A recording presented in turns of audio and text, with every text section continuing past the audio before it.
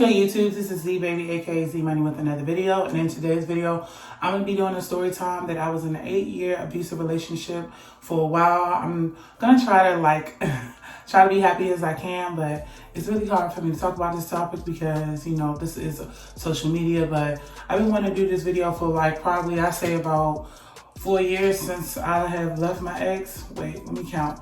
2017 is when I left my ex. So 18, 19, 20, 2021. So it's been about 4 years. So I've been wanting to make this video a long time ago. It's just been really hard for me to talk about it because being in an abusive relationship, sometimes people can cry and they don't want to talk about it. And me personally, I just want to get it out because it was just a hard part of my life, and that's another reason why I live here. If you checked out my channel, I did talk about my ex kicking my door down, but I never really explained how one of my exes had put their hands on me. So if you want to hear this type of content, keep watching this video. So let's just get into the video.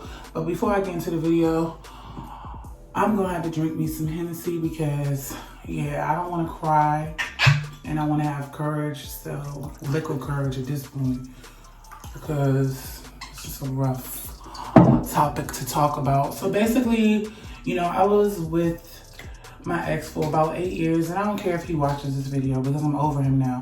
But I was with my ex for about 8 years. I met him at the age of 20.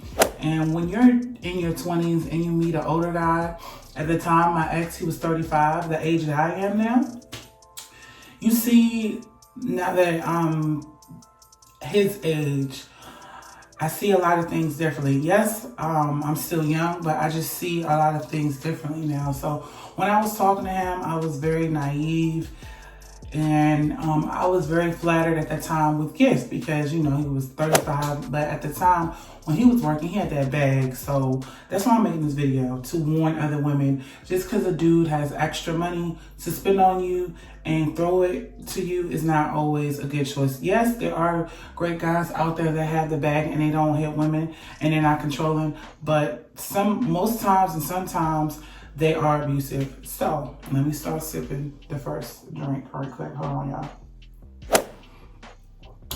So I met him when I was 23, and like I said, when I first met him, it was cool. He's a Libra like I am, so we hit it off very quickly or whatever. And at the time, when I was getting to know him, he would always gift me with something. I never had to lay my finger for anything. If I wanted to get a Juicy Couture bracelet, and that's old because Juicy Couture, the store's not even around. I don't even know. I see sometimes they sell it in Burlington, but anyway, at the time Juicy Couture was very popular, so he took me to the Juicy Couture store and got me a whole bracelet with all these charms on it. And if you a person back in the day, if you're my age, those charms were everything. They were $30-$40. So the chain itself was $50. So it run you around $200. So yeah, I was really impressed when he got me that. And then when we started dating some more, he would always give me shoes, give me money for my hair, weave, everything. And of course, at the time, I was young, so I'm just thinking this dude is really in love with me. And then I remember one time I was in college and I was a freshman. He bought me a pair of Louis Vuittons, real nice leather. I still have them. I don't even wear them no more, but they coming apart. But I was really flattered the gifts he would give me because I had never experienced that from a dude before. And comment down below if you're in a relationship like that, or if you haven't in a relationship like that. When you get someone that gives you anything you want, it kind of goes to your head. You're like, oh yeah, I'm a baddie. He gonna give me this, he gonna give me that. So, okay, let me move a little faster. So, around age 27 is when things really started changing. He started changing. Me personally, I was renting a room with my godmother at first when I was 23, and then I had graduated college. So around the time that I had graduated college, and before the time I was about to graduate, I had got my first apartment. So I had got my apartment. I wasn't renting a room anymore. And, you know, I had everything on my own. So, like, that's when, like, I feel like the controlling started coming in because I had my own place and I needed more money. Because when you have your own place, it's a lot. You have to pay for everything. And I had 2 jobs, but at the time, you know, it was just a lot. And I was a waitress at night, and then I was working at an airport. So I was making like fairly good amount of money. And my waitress job was bomb. I was making $200-300 a night. So like I had money, I had a car note, I had Comcast, I had everything. And it's always like, I don't know, what's the word? It's always comforting when a man can help you out and you don't have to worry, like when you're with someone and they can cover your bills. Like that's the best feeling in the world, that like someone can help you out with your bills sometimes when you know you don't got it. But the worst part about this is that he started getting controlling, manipulative, tell me where I could go, who I could see, who I could bring in my apartment. He was like, it better not be no it better not be no man up in here, you know, looking at my shit, or he always used to say, or, you know, doing that or whatever. So I'm just like, okay, first of all, this is my first place. So I'm just like, I'm faithful to you. We've been together for a long time. I was like, I'm not doing anything. I'm just going to work. And then after that, like, I just was like starting to feel irritated because like this man would like stay in my parking lot, like sometimes for the whole 2-3 hours of the night to make sure nobody was coming in. And then in my mind, like if you're confident about being in a relationship, you shouldn't be worried or concerned what your girl is doing if you're living over here and I'm living over there. And I will never get in a relationship again where I'm with somebody and it's 2-3 years, 4 years go by and we're not moving in together. But long story short, you know, he started getting controlling when I was like around 25, 26. And I just was like getting irritated because I'm just like, okay, I'm working 2 jobs. I'm trying to pay my bills and I'm going to college. I don't need this unnecessary stress. And we used to argue about certain things because at the time I had accidentally cut him a key. Ladies, if you're by yourself and you are paying the majority of the bills, it doesn't matter if he picks up a cable bill or buy food in the house, don't give him a key until you get that ring. And I will never do that again. I'm not giving no man no key until I get a ring. And at the time I was young and dumb, so I gave him a key. So sometimes my ex would come in all drunk and high, you know, worst 2 of the kind, and he would get out of control sometimes. And when he used to get out of control, you know, like he was very forceful.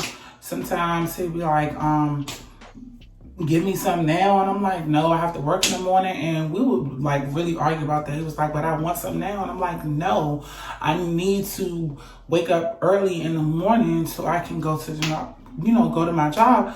And the only reason why I was telling my man no at the time is because he would stroll in like around 3-4 o'clock in the morning. And he knows that I have to be to work by 6:30.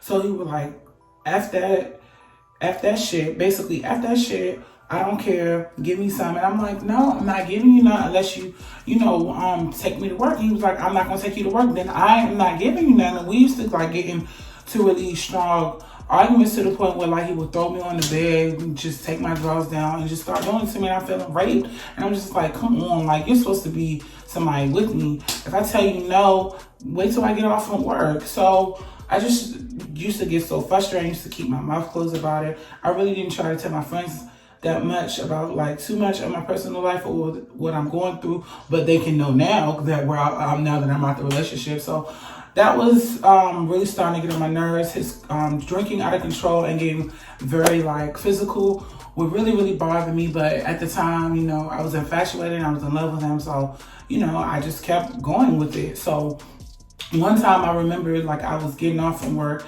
and I had made something to eat and I was sitting on the couch watching TV and he had knocked on the door like really aggressive, like, And I was like, yes, what do you want? And he's like, what do you mean, what do I want? And, you know, why did you change the locks? And I'm like, I changed the locks because you've been acting really crazy, and I don't want you strolling over around 3, 4 o'clock in the morning for me to give you some, and then you get forceful, you pull down my drawers and do it to me anyway, and you know I had to go to work. He's like, oh, you tripping about that? I'm like, yeah. So, you know, like 2-3 weeks had went by, and he just like kept asking me about it over and over and over again, over and over and over again. So like a dummy, I fell back into the trap, and I cut him a new key. And I was like, look, if you want to, you know, I don't even know what to say about it. You're going to have to, like, you know, I don't like to be treated like that. I was like, when we got together, it wasn't like that. So please do not treat me rough. That is the worst thing a dude can do, is treat me rough and aggressive. Even though I might come off aggressive sometimes, I don't like to be treated aggressive. I like to be treated like a flower. I don't want nobody that's all over the place, putting their hands on me, forcing me to do it to them. No. So let me get deeper into the story. So, you know, like, I'm just going to speed it up to like a year from there that had happened or whatever. And, you know, at this time of my life, I had just turned 27, and I was making love to my dude like almost every single day. Like, we were doing it like almost every single day. As soon as I would get off from work, we were doing it, because at the time he lost his job. So, you know, we were doing it every single day. So then I got pregnant. And after I got pregnant, he really, really started changing, like just completely, like, you know, acting funny, telling me he's not ready for another child. And I'm like, hold up, we've been together since I was 23 years old, and I'm 27. I was like, I feel like you're wasting my 20s. You're not trying to give me a ring, and you're telling me that, you know, you don't want to have this kid. And I already did this story. He had a baby on me. So if y'all want to know about the abortion and all of that, y'all can look at that video. But, you know, like at this point I was hurt. And then like I think like probably like a week after I told him, because I was 6 weeks, after I told him that, you know, like I was pregnant, he decides to get upset and like take his hands and wrap around my neck, talking about something.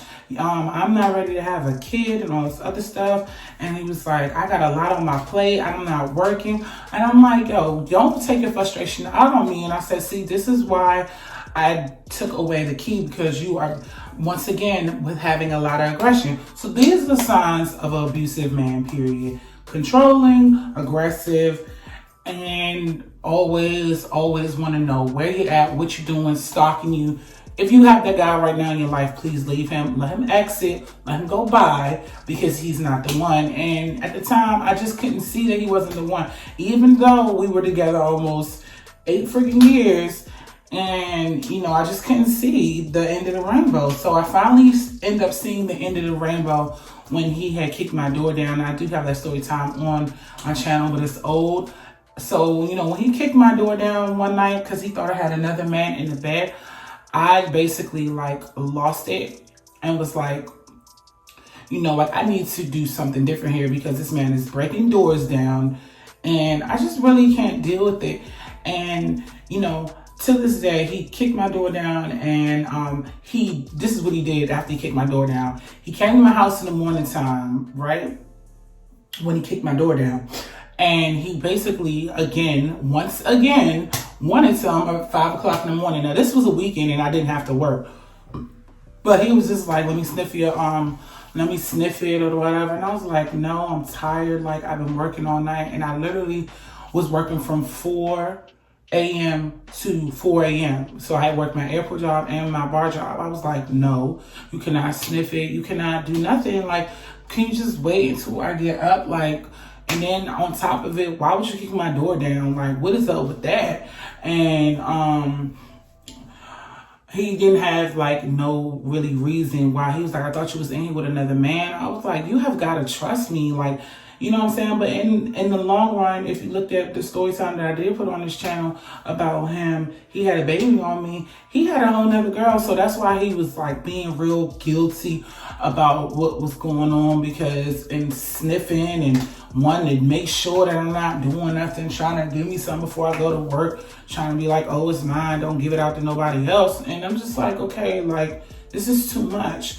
So, you know, I was irritated that he kicked my door down, and he did offer money to pay for it. You know, he had offered money to pay for it. I believe he gave me like $100 because I was like, I'm gonna need $100 for you to fix this, because like the rental people were gonna charge me, and I think at the time it was $100. So he had paid for that, and then like right before he got the door fixed, he had took me out to eat, got me some dinner, went to the bank and gave me like $100 for my hair and was like, hey boo, I'm so sorry, I apologize, you know, I wasn't thinking straight. I was like, how many times do I have to tell you that I'm not cheating on you? And at this point in my life, I was getting irritated about defending my relationship on whether I was cheating or not. So, you know, like within him kicking my door down, I actually had cheated like probably, I say like 30 days after that, because I had got tired of him accusing me of cheating and I wasn't doing anything. I just got irritated with it.